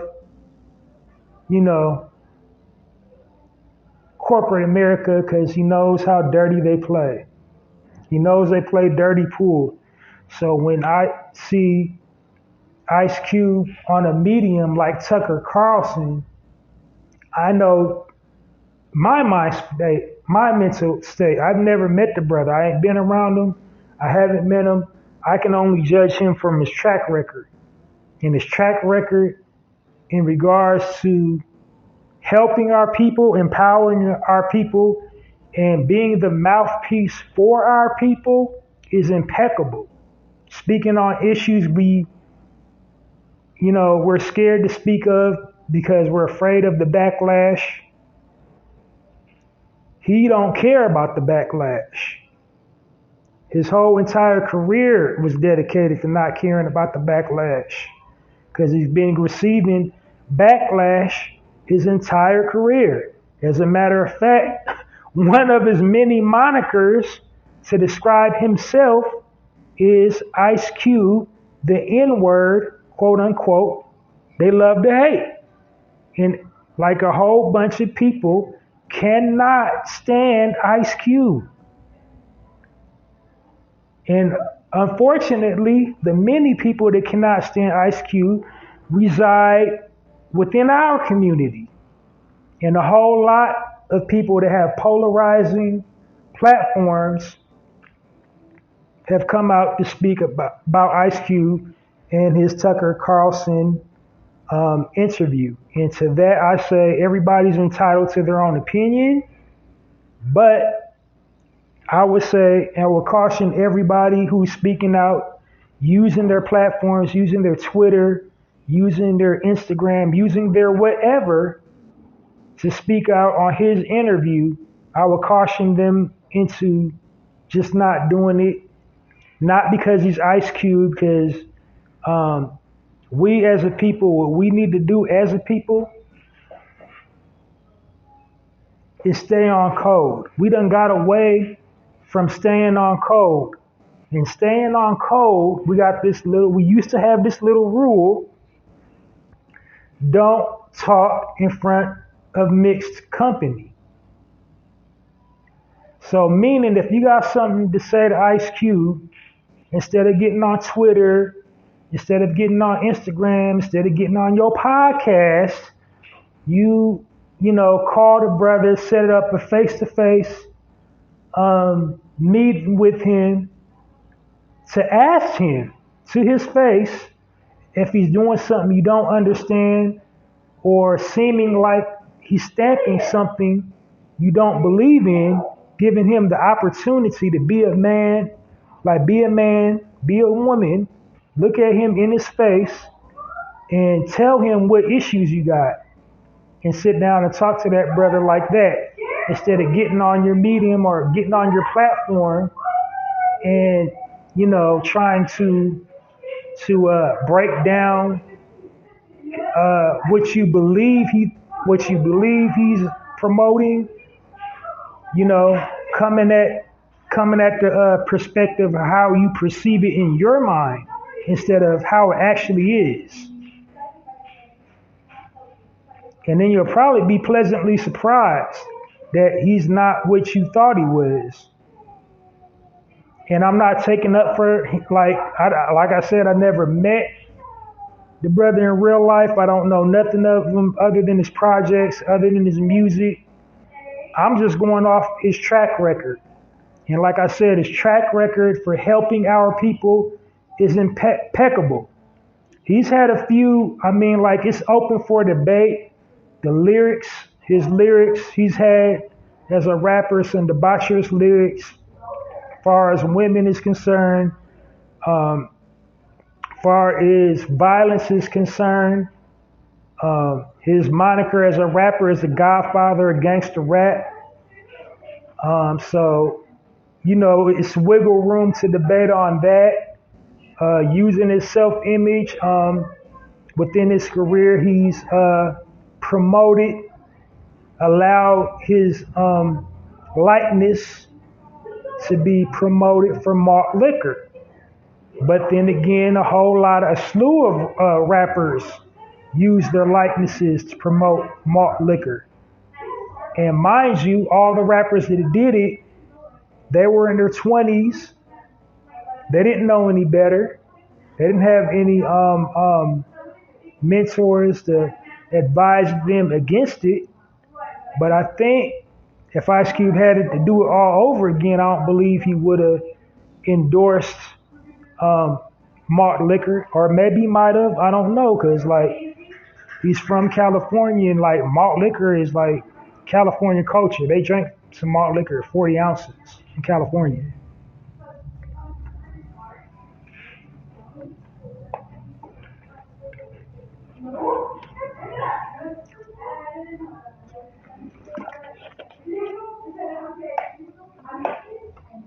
But other than that, as far as that's my stank on it, is if all these people that think he did something wrong by just going on a talk show and talking, they got the unique opportunity to hit him up to ask him, what did you mean by that? Are you aware that this person represents this, that, and the third. And he might turn you on to a mode of thinking or open your eyes and make you like rethink your position. Be like, wow, I never thought about that. Because like I said, he's a self-made man. Nobody never gave him anything. He opened the door for so many people.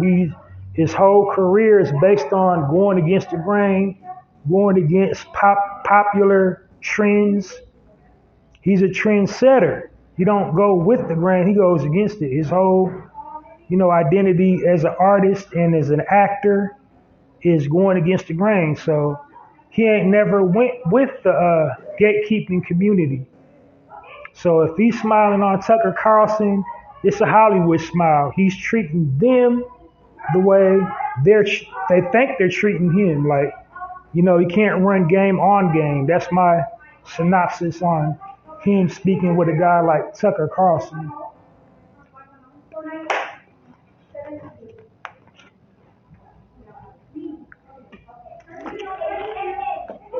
My next topic,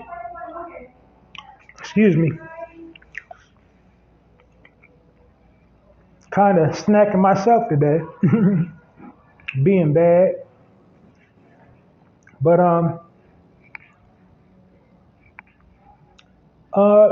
think I have to revisit Just Hilarious because I bought it up on my live edition of the Narrator podcast on Thursday, but it got broke up into all these little sections. So to revisit Just Hilarious, I believe,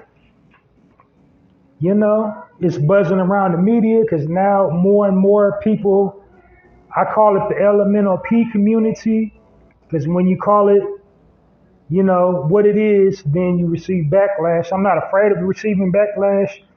I just don't got time to address all these people to come for me. So I just said the elemental P community. They done start coming for Just Hilarious. They are on a crusade to try to cancel Just Hilarious for her, post that she made in regards to trans men will never be real women. And she emphatically did not say anything wrong. Trans men will never be real women. Trans men will never know what it's like to experience the menstrual flow, menstrual cramps, menstrual bloating. They will never, ever be able to conceive a child through vaginal birth. They won't. So she said nothing wrong. You can't cancel somebody because they hurt your feelings. That's an actual, factual, scientific fact. That's biology. You look down in between your legs, you got an innie or you got an outie. If you have an outie, it won't bleed. And if your outie's bleeding, you better go to the doctor because something's wrong with you, brother. If it's bleeding down there, if you got an outie.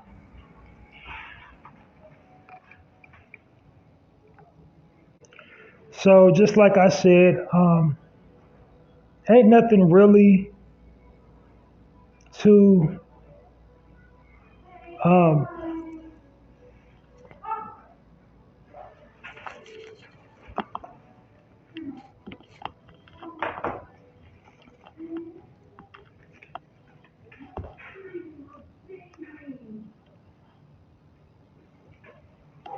there's nothing really to say because the sister already said it. Like, I stand emphatically with her. Many are coming out to support her. One of the biggest surprising people coming out to support her, well, what she said is a comedian whom she's been at odds with for many years. The disagreement started over a photo that she took with her son. I believe it was for a magazine cover, but, Corey Holcomb had came to, Just Hilarious's defense They've been at odds for years, trading insults with each other online, taking jabs at each other. But Corey Holcomb, he's a right is right, wrong is wrong type brother, and he's openly shared the same sentiment about that particular topic about the pronouns, the pronoun game, because that's what it is. All it is a pronoun game. People get offended at certain words. Just because you call yourself something else don't mean you are something else. Like you know what I'm saying? Like biologically speaking, you are what you are. Surgery can't change it. Like you can have the surgery. If you're a man, you can get it chopped off, but you still won't be able to bleed. You still will not be able to produce a child. If you're a woman, you can get some surgery. You can get one attached to you, but you still never, you'll never be able to shoot no bullets out of it. I don't even think you'll be able to garner an erection off of it when you get that little piece of like extra thing down there. Like you still are what you are.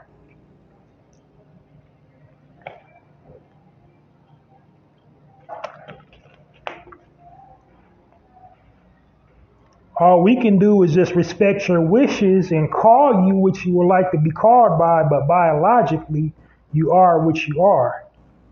And that's it and that's all. And we didn't do that. Mother Nature did that. So if for all them people in the elemental P community talking about women can't gatekeep the menstrual flow, newsflash, yes they can. It's theirs. They can have it. You will never possess it.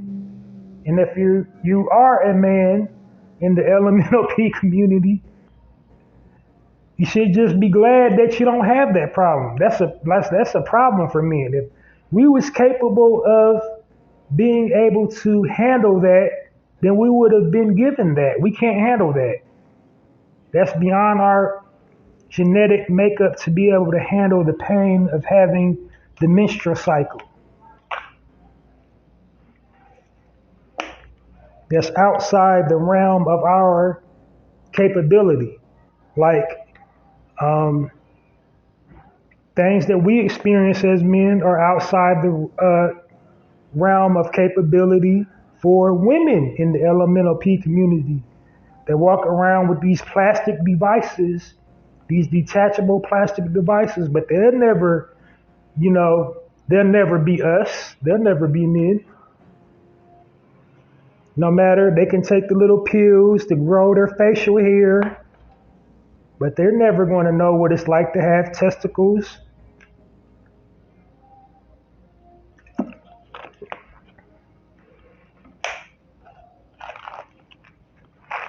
So, like, that's all I want to say to revisit that particular section is I stand with Jess, and as a community, we need to stand with our sister.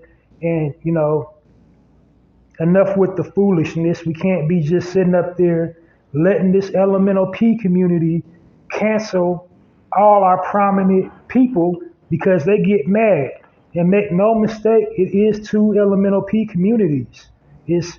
We have people in that community from our community, our brothers and sisters, that are ostracized because it's like everybody's taking shots at them. But difference is they don't get mad and they don't use their platforms to try to cancel nobody. It's the other people, the higher echelon, the people from the dominant society, aka Caucasian elemental P community, running around trying to cancel people. And the people that they be trying to cancel is people from our community because they quote unquote are offended. But nobody ever apologizes when they offend us, whatever community they're in.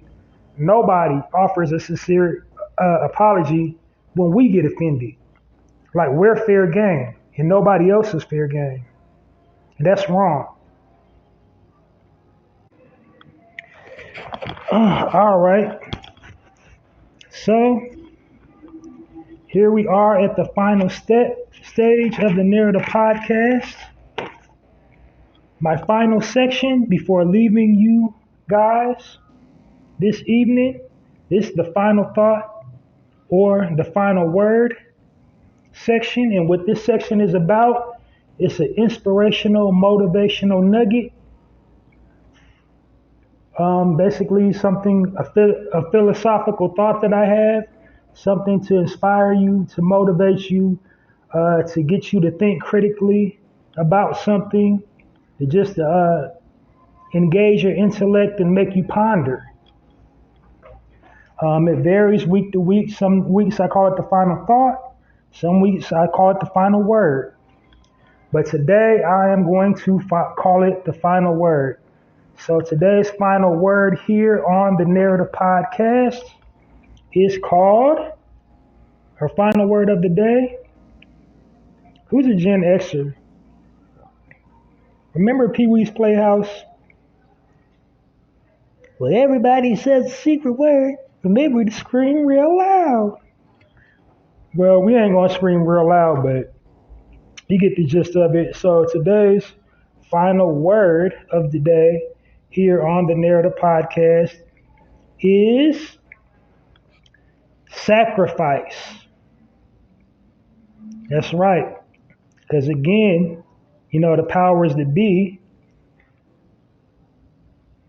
has turned sacrifice into a bad word. Because when we think about sacrifice, the first image that comes into our mind is like blood sacrificing. They sacrifice, something sacrilegious or something, dark and creepy. But sacrifice basically is discipline. Sacrifice is just basically discipline. If you want something in life, if you're trying to achieve a goal, if you're trying to change something in life, you want to see some change, some area specifically in your life, you have to be willing to sacrifice. And in this age of instant gratification, we are not willing to sacrifice. Everybody who's great, everybody who's been great in history has done a level or ascended to the level of greatness or has done something great in history. It's because they sacrificed. They gave something up. They gave up. They traded it off. They gave it up. So like if you want wealth, you're going to have to sacrifice your spending habits. Because you're 9 times out of 10, if you don't got the type of money you want to have, it's probably because you're spending your money on some BS. So you're going to have to sacrifice the types of things that you spend your money on and start saving it and develop a financial plan to make your money work for you instead of you working for it. You have to sacrifice your free time and learn about and educate yourself about finances. Become financially literate if you want more money. If you want to be smarter, you want to possess a high vocabulary, you want to, learn intellectual practices. Maybe you want to get better at math. Maybe you want to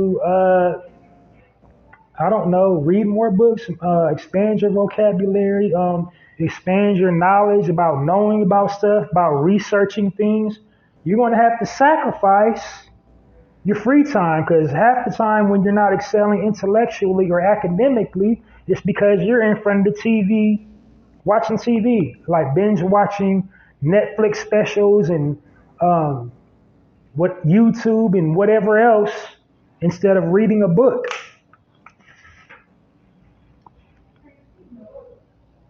To get better at, entertainment. If you want to become a musician, if you want to learn how to sing, if you want to learn how to dance, you want to learn how to rap, if you want to learn how to do anything, you have to sacrifice something. You got to give up doing something to get better at something. You can't hold on to, something that may be holding you back. You got to give something up. A lot of times in relationships, when you meet that certain somebody, your circle changes in that perspective. All of a sudden, you don't have time for your bestie anymore because your bestie was lonely and miserable and always coming around you being lonely and miserable. And now you found somebody that makes you happy. You want to be content with the person that makes you happy. But guess what? You got to sacrifice time from your bestie. Like, oh, they acting brand new because they got a boyfriend, because they got a girlfriend, or like if you're a man and you're with a woman, or you just, I remember at the time, but yeah, they had to sacrifice. They had to make a choice. Sometimes it ain't your friends. Sometimes it's your family, in that, realm, not respecting the new relationship. And then sometimes you got to set boundaries with your family.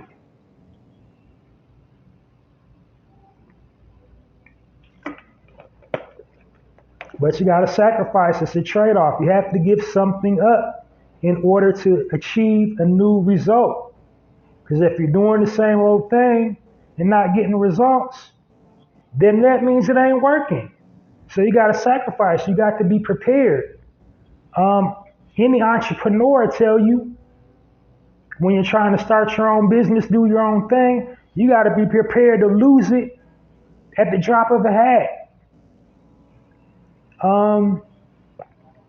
Cause you can have 6 figures one day, big house in the mansion, but if you're an entrepreneur, you can lose it all tomorrow and be sleeping in your car or in a homeless shelter.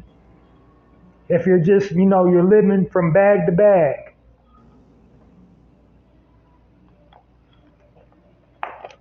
But all entrepreneurs say they would rather have that, than to be dependent on a 9-to-5 job. So it's like prioritizing and sacrificing.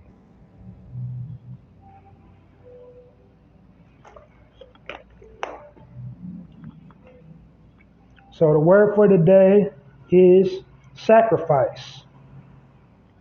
So sacrifice is not a bad thing. Sacrifice is just discipline. That's all it is. Sacrificing is just discipline. You have to discipline yourself to get the desired effect of whatever it is you're trying to achieve. Well, that's it and that's all. Thanks for listening to another full episode of the Narrator Podcast. Join me this weekend for another full episode of the Narrator Podcast.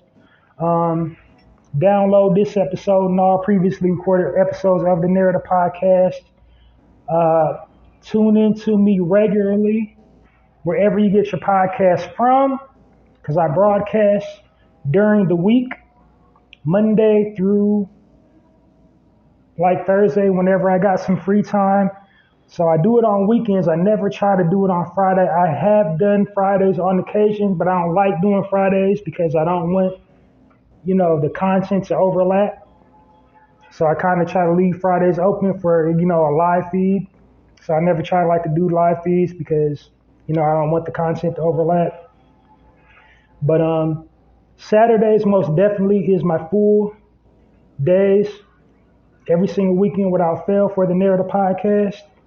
But to catch me, to tune in, to avoid missing me, if you want to catch me for a live broadcast of the Narrative Podcast, make sure you follow me on YouTube. It's my viewer channel, Halsey Allen on YouTube, and click the subscribe button and then click the notification bell, and you will never miss me when I'm live on YouTube, because this when it works properly, it uploads directly to YouTube. It also uploads directly to Twitter when it's working properly. It didn't work properly last weekend, and I haven't experienced that in a while. It broke down my segments and brought my whole broadcast down to 3 segments. So 9 out of 10, I probably wasn't broadcasting at all last weekend, but because the signal kept on fading in and out. I don't know why. Yeah, follow me on Twitter as well. And I'm Halsey Allen on Twitter. So if you follow me on Twitter or YouTube, it's a very good chance you will not miss me when I go live during the weekday. Also, I have written a book titled The Black Card. It's a book of poetry. It's an all-comprehensive look at our entire culture. Everything we go through with as a people. It's basically like a survival guide. It's available on Poetizer. So you go to poetizer.com and visit the bookstore in Poetizer to purchase the book. And the title again is The Black Card. So do yourself a huge favor. Go purchase The Black Card today. It'll make a great coffee table read, a great travel book. Light, compact, easy to carry, easy to read. You will love it. It's super duper creative. Check it out. Own it today. Go to the Poetizer bookstore on poetizer.com and purchase The Black Card. Purchase The Black Card today or get your Black Card revoked. Last bit of business, I got my own personal poetry blog titled Hallzies Poetry Corner at www.mrhallziesblogs.com. The tagline for that is Hallzies Poetry Corner, poetry with a passion, poetry for all occasions. And when you read my poems, you will find out why and the way and how you support poems from Hallzies Poetry Corner is to go to the link www.mrhallziesblogs.com and share poems from Hallzies Poetry Corner on all platforms, on your Facebook, on your Twitter, on your Tumblr, WordPress, whatever. Now for your visual platforms like YouTube, Instagram, TikTok, you will probably need to acknowledge that you went to Hallzies Poetry Corner because it's a visual, those are visual platforms, so people are looking at you. You'll probably have to say, go check out Hallzies Poetry Corner, or, you just do the little thing, the AI, and have my link at the bottom of the screen and point down there, you know what I'm saying, like that. But but definitely go to Hallzies Poetry Corner, www.mrhallziesblog.com, share poems from Hallzies Poetry Corner on all platforms. That's how you support my personal poetry blog.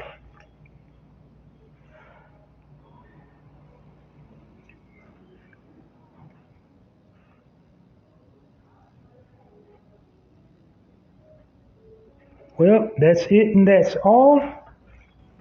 Thanks for listening. Thank you so much for listening.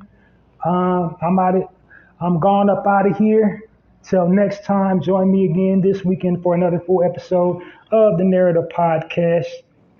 This is Halsey Allen. I'm projecting positivity, love, light, and healing energy over everything encompassing you right now.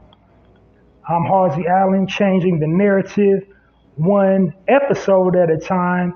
I'm inviting you to become a narrator so that you can change the narrative on your social media platforms, one social media post at a time. Until next time, Halsey Allen and the Narrative Podcast signing off.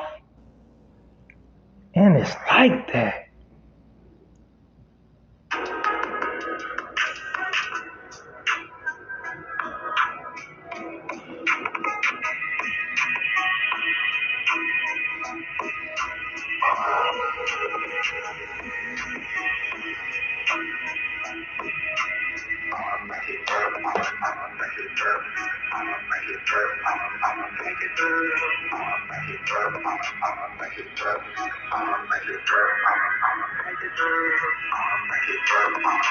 Got a little bit of gasoline.